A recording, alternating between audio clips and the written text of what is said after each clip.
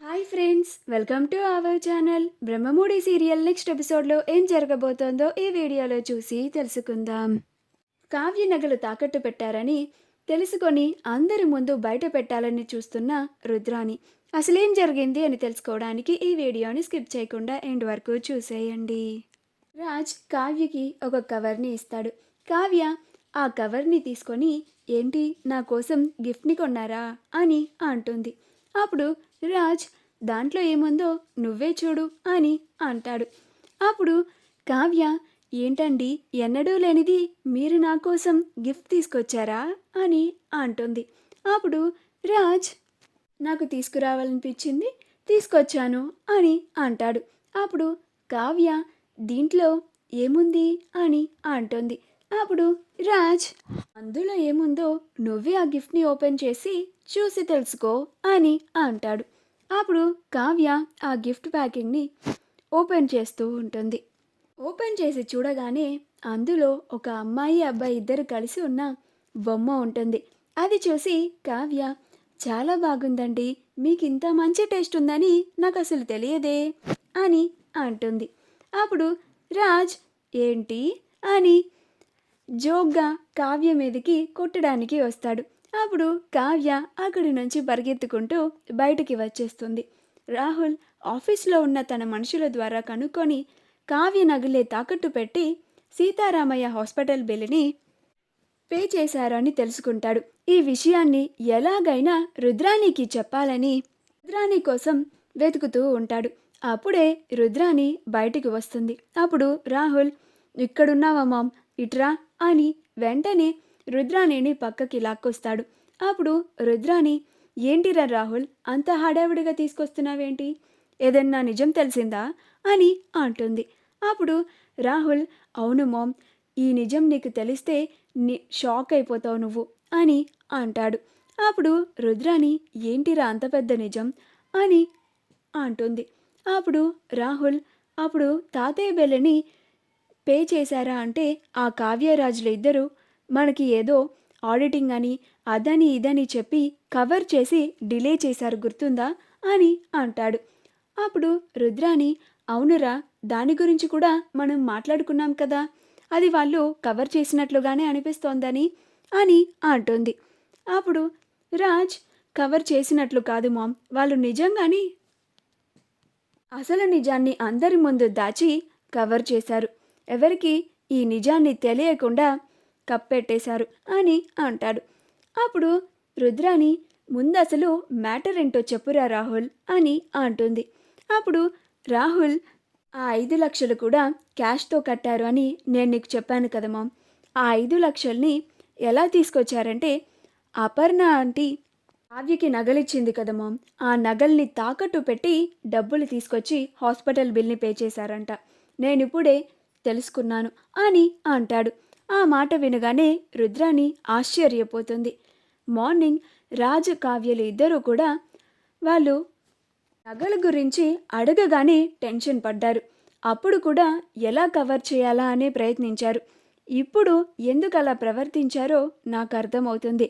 అంటే నగలన్నీ బ్యాంకులో పెట్టి డబ్బులు తీసుకొచ్చి హాస్పిటల్ బిల్ని పే చేశారా, ఇంట్లో కూడా రోజు ఒక రకమే టిఫిన్ని చేయిస్తోంది, పైగా ఖర్చులకి అసలు డబ్బులు కూడా ఇవ్వడం లేదు. స్వప్నకి ఇంట్లో సీమంతం చేస్తామంటే ఒప్పుకున్నట్టే ఒప్పుకొని ఆ కనకాన్ని రెచ్చగొట్టి మన ఇంటికి పంపి చివరాఖరికి స్వప్నకి ఇక్కడ సీమంతం జరిగేలా చేస్తోంది. ఏదో జరుగుతుంది, ఈ నగల విషయం మా అపర్ణ వదినికి చెప్పేస్తే అసలు నిజమేంటో బయటపడుతుంది అని అంటుంది. అప్పుడు రాహుల్ అవును మామ్, నువ్వు ఈ విషయాన్ని అందరి ముందు ఎలా చెప్పాలో చూసుకో, ఆ తర్వాత నేను కూడా అక్కడికి వచ్చి అపర్ణ అత్తకి ఇంకాస్త అనుమానం వచ్చేలాగా చేస్తాను అని అంటాడు. అప్పుడు రుద్రాణి అలాగే రాహుల్ అని అక్కడి నుంచి అపర్ణ ఎక్కడొద్దా అని వెతుక్కుంటూ వెళ్తుంది. అలా అపర్ణ హాల్లో కూర్చొని అంతా చూస్తూ ఉంటుంది. అప్పుడు రుద్రాణి అపర్ణ దగ్గరికి వెళ్ళి పెద్దదిన నీతో ఒక విషయం చెప్పాలి అని పక్కకి తీసుకొస్తుంది. అప్పుడు అపర్ణ ఏంటి రుద్రాణి, ఏంటి నీ హడావిడి, ఏమైంది అని అంటుంది. ఇది చూసి కావ్య, రాజులు ఇద్దరు ఇదేంటి మా రుద్రాని అత్త మా మమ్మీని ఇలా తీసుకెళ్తోంది అని రాజు అంటాడు. అప్పుడు కావ్య ఏమైందో మనం కూడా చూద్దాం పదండి అని అంటుంది. అలా వాళ్ళిద్దరు కూడా అక్కడికి వెళ్తారు. అప్పుడు రుద్రాని రాజ్ కావ్యలు ఇద్దరు రావడం చేసి, ఓ మీరు కూడా వచ్చారా అని అంటుంది. అప్పుడు రాజ్ ఏమైందత్తా అని అంటాడు. అప్పుడు రుద్రాని ఆగు రాజ్, నీకు కూడా అర్థమవుతుందిలే. వదిన, నువ్వు కావ్యకి చాలా నగలిచ్చావు కదా అని అంటుంది. అప్పుడు అపర్ణ అవును ఇచ్చాను, కానీ ఈ పిచ్చిదానికి నగలు వేసుకోవడమే ఇష్టం లేదు కదా అని అంటుంది. అప్పుడు రుద్రాని వేసుకోవడానికి ఇష్టం లేదా, లేక వేసుకోవడానికి నగలే లేవా అని అంటుంది. ఆ మాట వినగానే కావ్య అదేంటి రుద్రాని గారు, ఉదయమే మీకు చెప్పాము కదా నగలని ఇంట్లో మర్చిపోయాము అని, మళ్ళీ ఇప్పుడు వచ్చి నగల గురించి మాట్లాడుతున్నారేంటి అని అంటోంది. అప్పుడు రుద్రాని అంటే మా అపర్ణ వదిన చెప్పింది కదా ఆ నగలని వీలు కుదిరినప్పుడు రాజుని వెళ్ళి తీసుకొని రమ్మని, రాజు ఇప్పుడు ఖాళీగానే ఉన్నాడు కదా అని అంటుంది. అప్పుడు రాజ్ నాకు ఇందాకే మా అత్తయ్య గారు ఒక చిన్న పని చెప్పారు, ఆ పని చేస్తున్నాను, నేనేమీ ఖాళీగా లేనత్తా అని అంటాడు.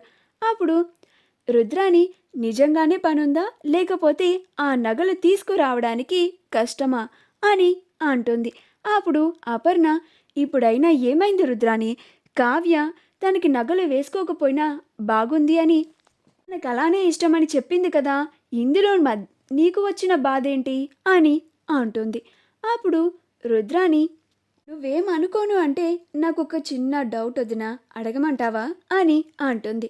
అప్పుడు అపర్ణ నేను వద్దు అన్నంత మాత్రాన నువ్వు ఆగుతావా ఏంటి, అడుగు అని అంటోంది. అప్పుడు రుద్రాని నువ్వు కావ్యకి ఇచ్చిన నగల్ని బ్యాంకులో తాకట్టు పెడితే సుమారుగా ఎంత డబ్బు వస్తుందంటావు వదినా అని అంటుంది. ఆ మాట వినగానే రాజ్ కావ్యలిద్దరూ ఆశ్చర్యపోతారు. అప్పుడు రుద్రాని ఏంటొదినా, ఏం మాట్లాడవేంటి అని అంటుంది.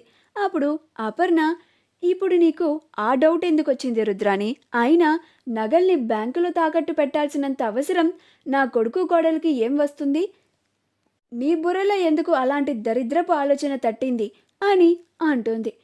అప్పుడు రాజ్ మా రుద్రాని అత్తకి కావ్య నగల్ని తాకట్టు పెట్టామని అసలు నిజం తెలిసిపోయిందా ఏంటి, అసలు మా రుద్రాని అత్తకి ఎలా తెలిసింది ఈ నిజం అని అనుకుంటూ ఉంటాడు. కావ్య కూడా అలానే అనుకుంటూ ఉంటుంది. మా వీడియో కనుక మీకు నచ్చినట్లయితే లైక్ చేయండి, షేర్ చేయండి, మా ఛానల్ని సబ్స్క్రైబ్ చేసుకోండి, పక్కనే ఉన్న బెల్ ఐకాన్ని క్లిక్ చేయడం మాత్రం మర్చిపోకండి.